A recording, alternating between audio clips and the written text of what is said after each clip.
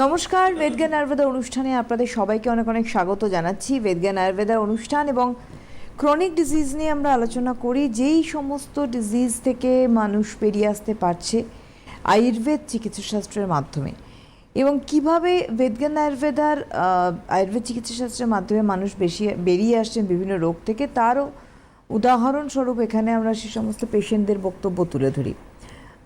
রুমেটয়েড arthritis, osteoarthritis বা osteoporosis, ankylosing spondylosis বা cervical spondylosis, lumber spondylosis, এগুলো নিয়ে যেমন আমরা আলোচনা করি, তার সঙ্গে সঙ্গে পার্কিনসন, ফ্রোজেন শোল্ডার এবং তার সঙ্গে অবশ্যই সিকেডি থেকে শুরু করে লিভার ডিজিজ সব কিছু নিয়ে। এমনকি আমাদের অনেক সময় আমরা বহু ডায়াবেটিক পেশেন্টদের দেখেছি যারা দীর্ঘ সময় ইনসুলিনের উপর রয়েছেন বা মেডিকেশন, সেখান থেকেও বেরোতে পারছে না। আয়ুর্বেদ চিকিৎসাশাস্ত্রতে কীভাবে বের করে আনছে তাই নিয়ে থাকা আলোচনা। আজকে আমরা অ্যাস্থমা নিয়ে আলোচনা করব, বা অ্যাজমা যেটাকে বলি আমরা, এই রোগটি সম্বন্ধে আমরা জানবো। আমাদের সঙ্গে রয়েছেন এই মুহূর্তে হটসিটে ডক্টর সুলতান খান, অনেক স্বাগত ডক্টর খানকে আমাদের অনুষ্ঠানে আসার জন্য। আর রয়েছেন ডক্টর শর্মিষ্ঠা রয়, অনেক স্বাগত ডক্টর রয়কে আমাদের অনুষ্ঠানে আসার জন্য।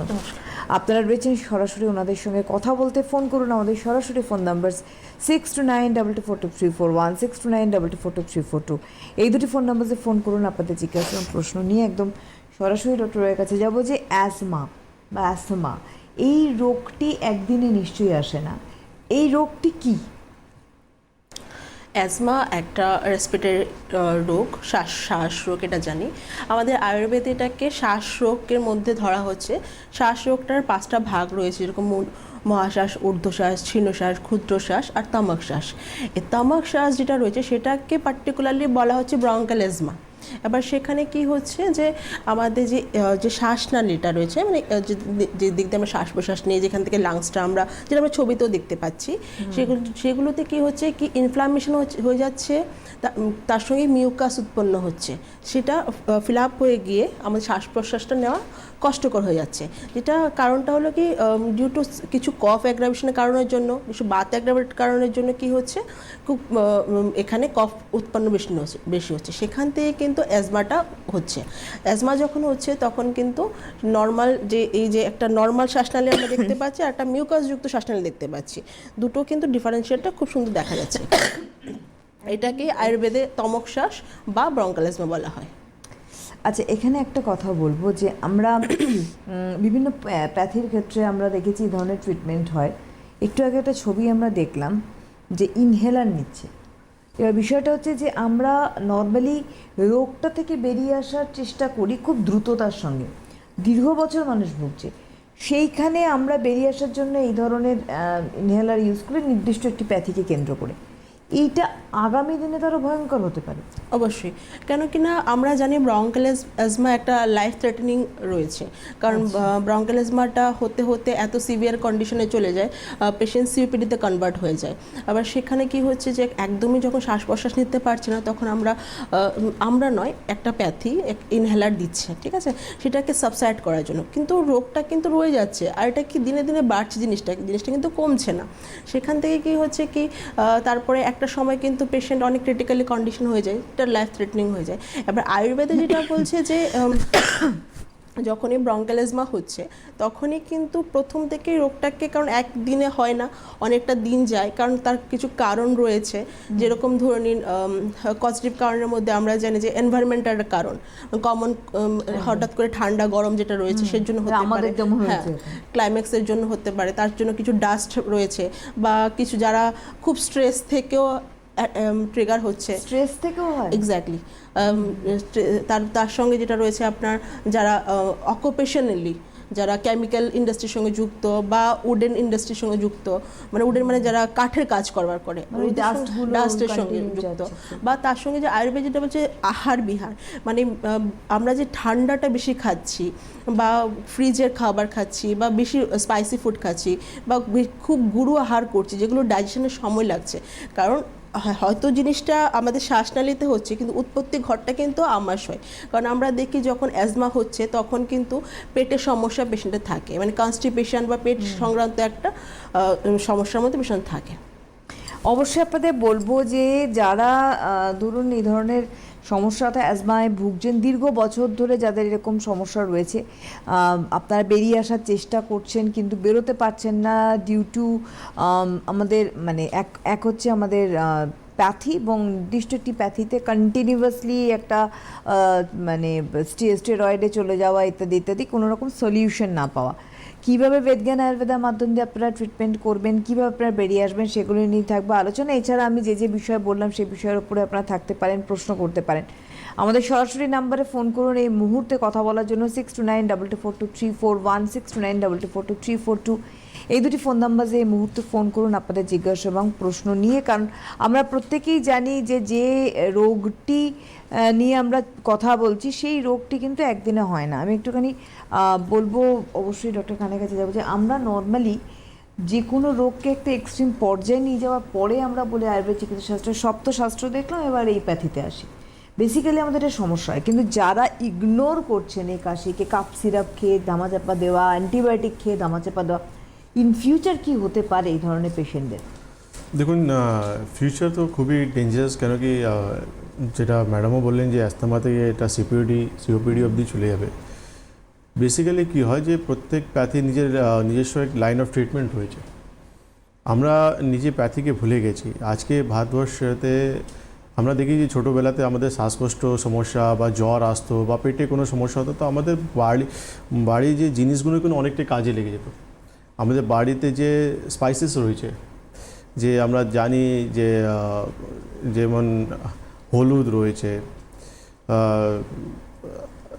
চিনামন কি এলাইচ রয়েছে আমাদের, দালচিনি রয়েছে আমাদের, আদা রয়েছে আমাদের, এইসব জিনিসগুলো আমাদের আগে অনেক ইউজ হতো। হিং আমাদের অনেক ইউজ হতো, পেটে কিছু হতো আমাদের হিং ইউজ হতো, ডালের দিয়ে রান্না হতো, হিং খেতাম আমরা, তখন আমাদের পেটের সমস্যা হতো না। তো বেসিক্যালি আমরা নিজের প্যাথিগুলোকে ভুলে গেছি যে আয়ুর্বেদ আমাদের ইন্ডিয়াতে নিজস্ব প্যাথি একটা ট্রিটমেন্ট, প্রত্যেক প্যাথি আলাদা। হোমিওপ্যাথি নিজের লাইন অফ ট্রিটমেন্ট, আয়ুর্বেদে নিজের লাইন অফ ট্রিটমেন্ট, ইউনানি নিজের লাইন অফ ট্রিটমেন্ট, অ্যালোপ্যাথি নিজের লাইন অফ ট্রিটমেন্ট। তো আপনি যেটা বলছেন, আমরা যেটা দেখলাম যে ইনহেলার, ওটা ওনাদের লাইন অফ ট্রিটমেন্ট। আপনি যখন ওনার কাছে সাজেশন নিতে যাবেন, ওনারা যেটা ওনার কাছে রয়েছে উনি সেটা দেবে এক্স্যাক্টলি। এবার আপনাকে বুঝতে হবে যে আপনি যেটা চিকিৎসা করছেন বা যে অ্যাডভাইসগুলো আপনি নিচ্ছেন সেটা কতদিন ফলো করতে হবে। সেটা যে একটা টাইম পর্যন্ত, একটা 3 মাস 6 মাস পর্যন্ত, বা সারা জীবন আমাকে সেটা ফলো করে চলতে।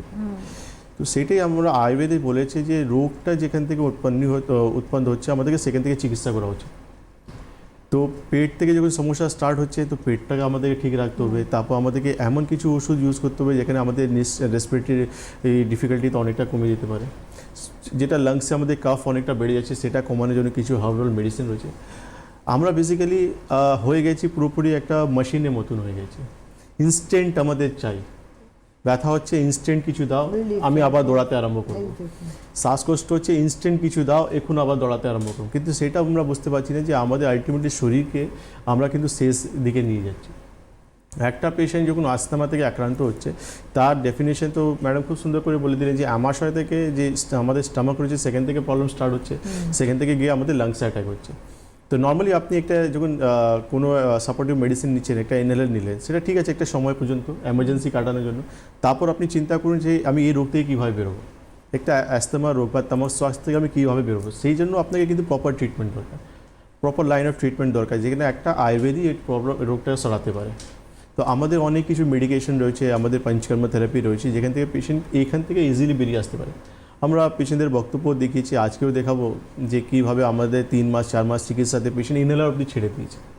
দীর্ঘদিন পেশেন্ট ট্রিটমেন্টে ছিল, সেখান থেকে 3 মাস 4 মাস চিকিৎসা পর এই প্রবলেমটা রিলিজ হয়ে গেছে।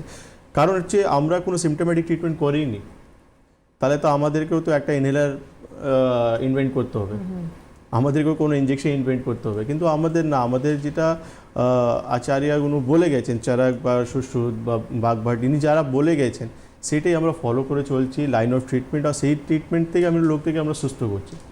তো একটা তামাক শ্বাস পেশেন্টদেরকে আমরা যে হিংয়ের ব্যাপারটা বললাম, না হিং কেন বললাম, হিং আমাদের গরম, তার নেচার হচ্ছে গরম। তো যাদের এই অ্যাস্তমা নিয়ে আক্রান্ত রয়েছে তাদের কিন্তু প্রত্যেক দিন বাড়িতে যখন রান্না হচ্ছে ডালে হিং দিয়ে খাওয়া উচিত। সে অনেকটা রিলিফ পাবে। তার চেস্ট কনজেশন যখন হচ্ছে, সে তেল সন্ধ্যাক্লেমন ইউজ করতে পারে বুকে অ্যাপ্লিকেশনের জন্য, সেখানে অনেকটাই কনজেশন থেকে রিলিফ পাবে। ইনস্ট্যান্ট রিলিফ বা এমার্জেন্সি ট্রিটমেন্টের জন্য কিছু আপনি ইউজ করেন সেটা ঠিক আছে, কিন্তু রোগ কীভাবে সারাবো সেটা সবসময় মাথায় একটা প্রশ্ন আসা উচিত আমাদের। একদমই তাই, এবং রোগ কী করে সারবে এবং কিভাবে রোগ থেকে বেরোবেন তার জন্য কিন্তু অবশ্যই আপনাদেরকে ভাবতে হবে সবার আগে, শুধুমাত্র নিজেকে গিনিপিগ বানানো নয়। আমি একটুখানি চেম্বারের কথা চট করে বলি যে সামনেই চেম্বার যেগুলি রয়েছে, আগামীকাল চেম্বার রয়েছে বর্ধমান, আগামীকাল বর্ধমানে চেম্বার অর্থাৎ 5th of February রয়েছে বর্ধমান চেম্বার। 10th February 3টি জায়গায় চেম্বার রয়েছে, 10th February গুয়াহাটি, খড়গপুর, মেচেদা 3টি জায়গায় চেম্বার রয়েছে। 12th February রয়েছে Bankura, Asansol chamber. 13th February রয়েছে Durgapur, Bolpur chamber. 17th February রয়েছে আগরতলায় চেম্বার। 18th February রয়েছে কৃষ্ণনগর চেম্বার। 20th February অর্থাৎ 20শে ফেব্রুয়ারি চেম্বার রয়েছে বহরমপুর। 21st February রয়েছে মালদায় চেম্বার। 22nd February রয়েছে শিলিগুড়িতে chamber. Wednesday Howrah, Thursday Dum Dum, Friday Jodhpur Kalibari, Sunday Jodhpur Kalibari এবং দমদম, এই দুটি জায়গা চেম্বার। এবং অ্যাপয়েন্টমেন্ট যে ফোন নাম্বারস যাচ্ছে সামনেই দেখতে পাচ্ছেন ইয়েলো বক্সে, 90764164 অ্যান্ড 9831068089, এই দুটি নাম্বারসে আপনাদের অবশ্যই অ্যাপয়েন্টমেন্ট করতে হবে। প্রিভিয়াস রিপোর্টস অ্যান্ড প্রেসক্রিপশনস নিয়ে আপনাদের কমিউনিকেট করতে হবে।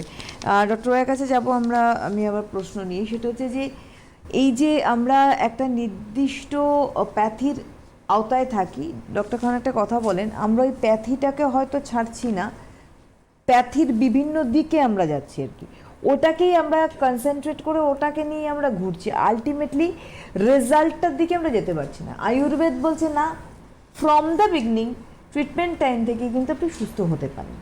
এই অ্যাজমার ক্ষেত্রে কিভাবে সেটা সম্ভব? দেখুন, অ্যাজমার ক্ষেত্রে যেটা রয়েছে কি, প্রথমে বুঝতে হবে অ্যাজমাটা কেন হচ্ছে।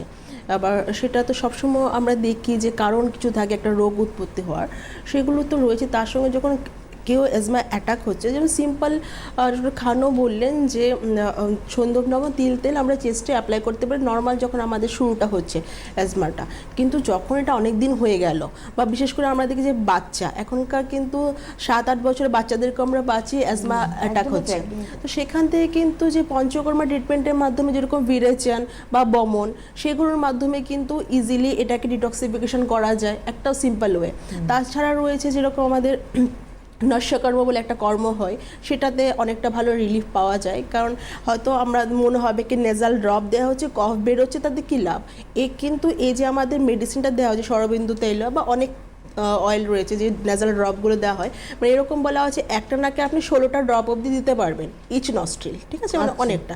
তো সেটা কোনো ডাক্তারের গাইডেন্স ছাড়া আপনি কখনো করতে পারবেন না। নশমটা যখন দিচ্ছি তখন কি হচ্ছে, ভিতরে গিয়ে জিনিসগুলোকে কফটাকে বের করছে, প্লাস কি করছে জায়গাটাকে মসৃণ করছে, যাতে ফার্দার জিনিসটা স্লো প্রসেস করে দেয়, মানে কফ উৎপন্নটাকে স্লো করে দেয়। কিন্তু তার সঙ্গে সঙ্গে আরও যখন বডিটা পিউরিফিকেশন হয়, শুধু নশম নয়, তার সঙ্গে যেন অভ্যঙ্গ রয়েছে, স্বেদন রয়েছে, অনেকগুলো প্রসিডিউরের মাধ্যমে কি হয় ডিটক্সিফিকেশন করা হয়। কিন্তু এছাড়াও যখন রয়েছে মেডিসিন যেটা রয়েছে আমাদের, আমরা সেই জায়গাতে। হ্যালো হ্যালো, নমস্কার, কে বলছেন? আমি তপন বলছিলাম। কে বলছেন? আমি তপন দা বলছিলাম। কোথা থেকে বলছেন? বয়স কত? বয়স 55। কোথা থেকে বলছেন? কোন জায়গা থেকে বলছি? বলুন, কি প্রশ্ন? আমার প্রশ্ন হচ্ছে কানের কাছে, যে আমার মুখের মধ্যে মানে গাগুলোতে এবং ইয়েতে একটা ব্ল্যাক স্পট পড়ছে। হ্যাঁ, মুখে, স্কিনে? হ্যাঁ, মুখের মধ্যে স্কিনে। হ্যাঁ, বলুন। তো ব্ল্যাক স্পটটা কোনো কারণে উঠছে না, মানে ব্ল্যাক মানে এই কারণটা কিছু কিভাবে এটাকে রিমুভ করা যায়? মানে যেটা মানে অনেকে আমরা গোদা বাংলায় বলি, মেচেটা বলি না, এই টাইপের পিগমেন্টেশন আসছে। হয়েছে। ঠিক আছে, আপনি টিভি স্ক্রিনে শুনতে থাকুন। কত বয়স বললেন? 55। ইনারি হয়েছে? হ্যাঁ, আচ্ছা, হঠাৎ করে এসছে বলছে। দেখুন এটার জন্য আপনাকে একটু আমাদের চেম্বারে ভিজিট করতে হবে, কেন কি আপনি যেটা বলছেন মুখে আপনার অনেক দিন থেকে নিশ্চয়ই এই প্রবলেমটা হবে আপনার। বাইরে অ্যাপ্লিকেশনের জন্য আপনি কুমকুমাদি তেল ইউজ করতে পারেন, ঠিক আছে। এই তেলটা মুখে আমাদের যে কোনো প্রবলেম, পিগমেন্টেশন জন্য বা যা কিছুর জন্য খুব সুন্দর কাজ করে।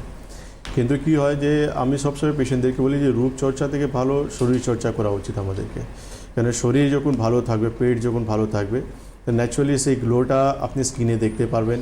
সেই জিনিসগুলো আপনার মাথায় যখন অনেক রয়েছে যাদের মাথায় চুল পড়ছে, মুখে পিগমেন্টেশন পাচ্ছে, অ্যাকনি পিপলস হচ্ছে, তো কী হয় যে সামান্য আপনারা কিছু কসমেটিক ইউজ করেন তাকে কিছুটা ইমপ্রুভ করার জন্য, কিন্তু সেই কসমেটিক আপনাকে সারা জীবন ইউজ করতে কন্টিনিউসলি করতে হয়। এই না কি আপনি একটা প্যাক কোনো ইউজ করলেন তো সেখান থেকে আপনার প্রবলেম সলভ হয়ে গেলো। আমি এই জন্য পেশেন্টদের, আমার যে পার্সোনালি যারা রোগী আসে, পেশেন্ট আসে, তারাও একটা কমেন্ট বলে যে কসমেটিকের জন্য যে এটা হচ্ছে ওটা হচ্ছে, তো আমি ওদেরকে একটাই অ্যাডভাইস করি যে শরীরচর্চা মানে খান পান দেখুন, সারাদিনে জল ইনটেক দেখুন, আপনার স্টুল কেমন ক্লিয়ার হচ্ছে, এইসব জিনিস দেখুন। সঙ্গে আমাদের কিছু পঞ্চকর্মা থেরাপি রয়েছে, সেটা নিলে এটা খুব তাড়াতাড়ি ইমপ্রুভমেন্ট করা যায়। আর অবশ্যই আমরা একটু যাব হচ্ছে পেশেন্টদের বক্তব্য শুনতে। বেদজ্ঞান আয়ুর্বেদা ট্রিটমেন্টে পেশেন্ট ঠিক কী বলছেন, কতটা তিনি সুস্থ রয়েছেন, কি অবস্থান থেকে তিনি শুরু করেছিলেন ট্রিটমেন্ট, আর এখন তার কি পরিস্থিতি, সেটা আমরা জেনে নেব পেশেন্টের মুখ থেকেই। আমার নাম তনুশ্রী দিন্ডা, আমি অ্যাজমার পেশেন্ট। আমি আজ 16-17 বছর এই প্রবলেমটাতে ভুগছি। আমি বিভিন্ন জায়গায় ডাক্তার দেখিয়েছি, কলকাতাতে আরও বিভিন্ন ডাক্তারকে দেখিয়েছি, কিন্তু আমার কোনো কাজই হচ্ছে না। তারপরে আমি একদিন টিভিতে প্রোগ্রাম দেখলাম এই আয়ুর্বেদিক ব্যাপারে। দেখার পরে স্যারের কাছে এখানে খড়গপুরে আমি 3-4 মাস দেখাচ্ছি। আমার খুবই কাজ হয়ে গেছে এবং আমি তাতে খুবই উপকৃত। আমাকে এখন আর ইনহেলারটা আমাকে আগে কন্টিনিউ নিতে হতো, এখন আমাকে আর ওই ইনহেলারটা নিতে হচ্ছে না। আমি এখন খুবই ভালো আছি। ইনহেলার নিতে হচ্ছে না, খুব ভালো আছেন, 15-16 বছর ধরে ভুগছেন সম্ভবত বললেন। এক্স্যাক্টলি 16 ইয়ার্সের সমস্যা, 3-4 মাসের চিকিৎসা।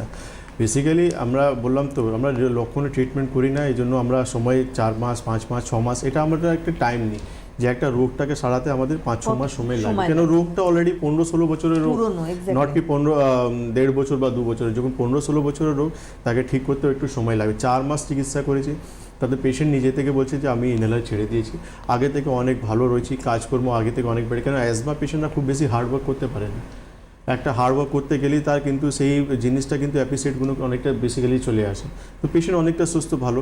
আমাদের বলার বক্তব্য এখানেই রয়েছে যে আপনারা যাই ট্রিটমেন্ট করাচ্ছেন, কিন্তু মাথায় একটা জিনিস আসা উচিত যে রোগটা আমি কীভাবে সুস্থ করবো। আপনি এমার্জেন্সি ফেজটা কাটিয়ে নিলেন, এবার রোগ নিয়ে চিন্তা করুন যে এই রোগটা আমি কীভাবে সারাবো। তার জন্য আপনাকে কিন্তু আয়ুর্বেদ কাছে আসতে হবে। হ্যালো, হ্যাঁ বলুন। হ্যাঁ আপনি বলবেন, কে বলছেন? হ্যাঁ আমি খড়গপুর থেকে বলছিলাম ম্যাডাম। হ্যাঁ, আপনার নাম কি? আমার নাম চক্রধর সেন, আমি খড়গপুর থেকে বলছি। আপনার সম্বন্ধে জানবেন? না না, আমি আমার মার ব্যাপারে একটু জানতে আচ্ছা, মার বয়স? মার বয়স এখন 90 কাছাকাছি। আচ্ছা, বলুন কি সমস্যা?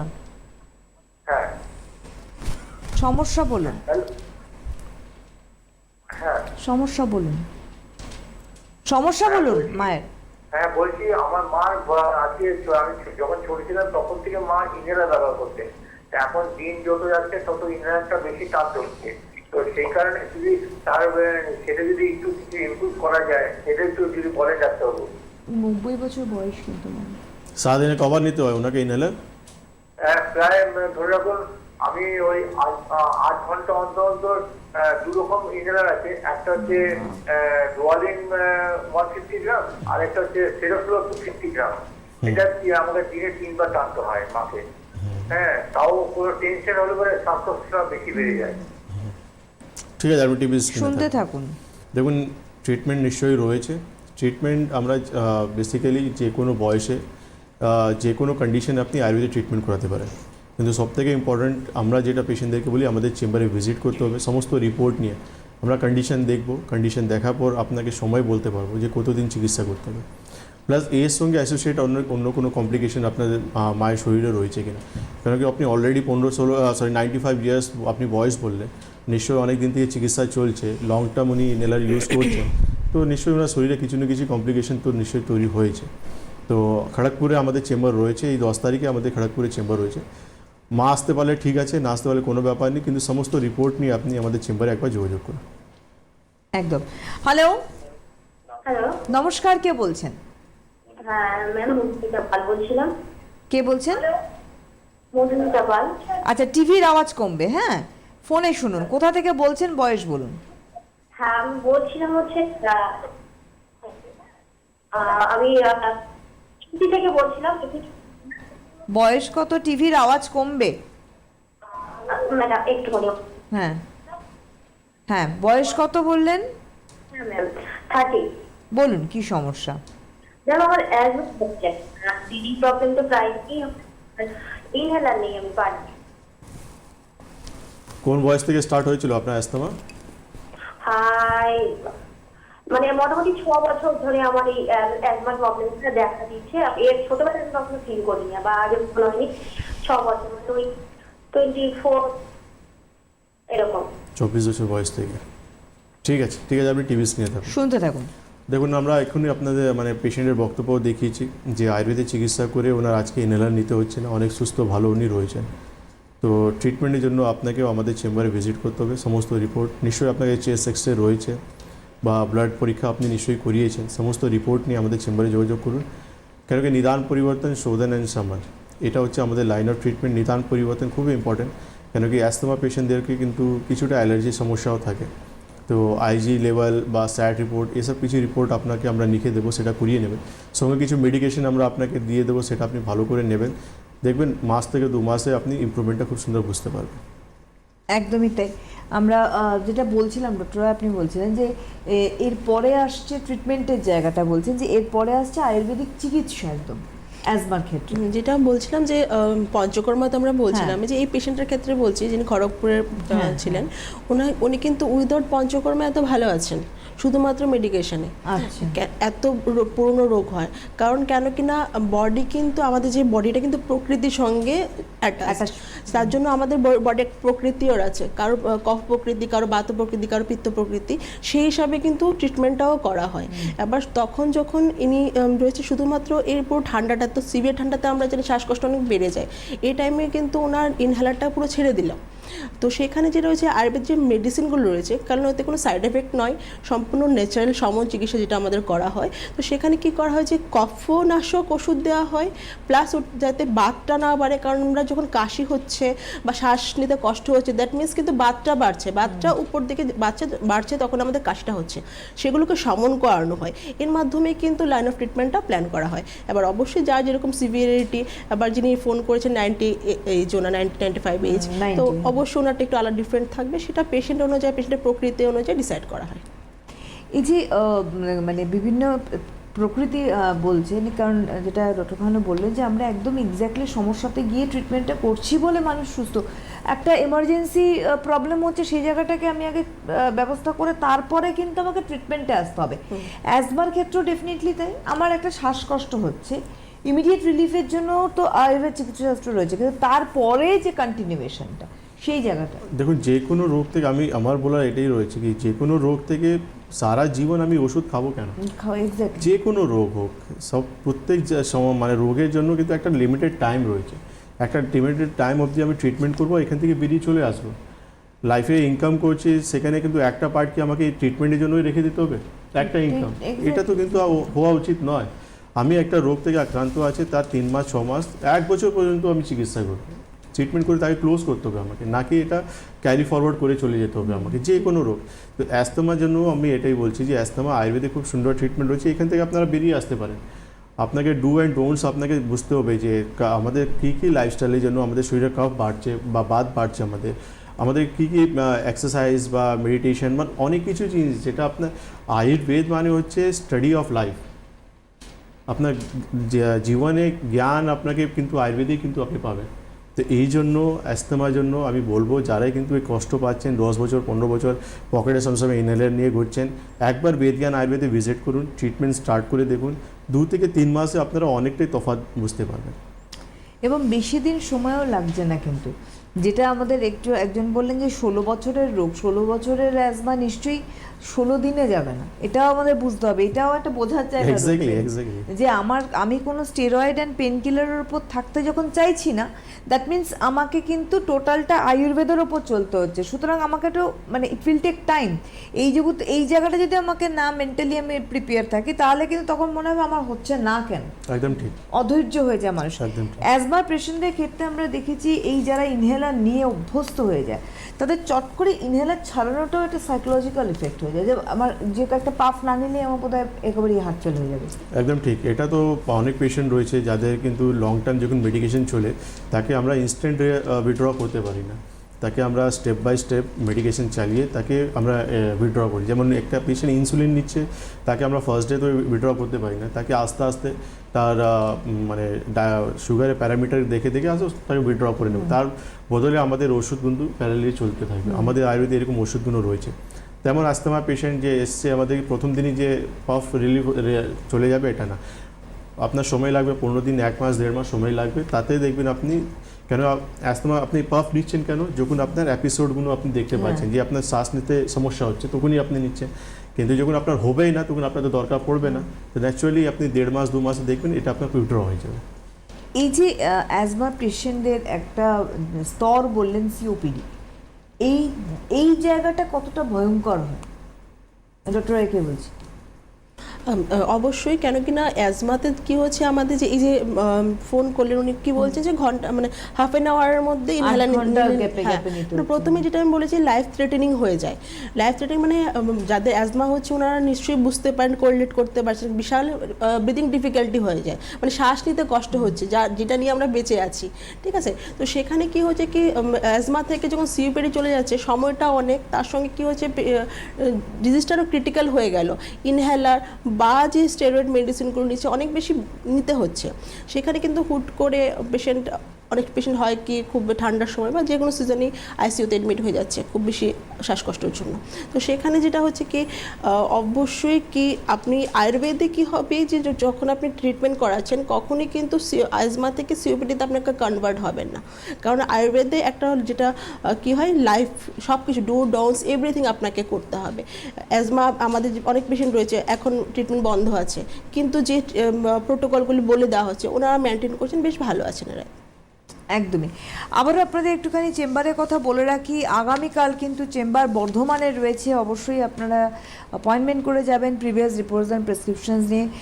10 ফেব্রুয়ারি রয়েছে গুয়াহাটি, খড়গপুর, মেচেদা 3টি জায়গায় চেম্বার। 12 ফেব্রুয়ারি অর্থাৎ 12 ফেব্রুয়ারি বাঁকুড়া, আসানসোল চেম্বার রয়েছে। 13 ফেব্রুয়ারি রয়েছে দুর্গাপুর, বোলপুর 2টি জায়গায় চেম্বার। তার সঙ্গে 17 ফেব্রুয়ারি চেম্বার রয়েছে আগরতলায়, 18 ফেব্রুয়ারি কৃষ্ণনগর, 20th ফেব্রুয়ারি বহরমপুর, 21st ফেব্রুয়ারি মালদায় চেম্বার, 22nd ফেব্রুয়ারি শিলিগুড়ি।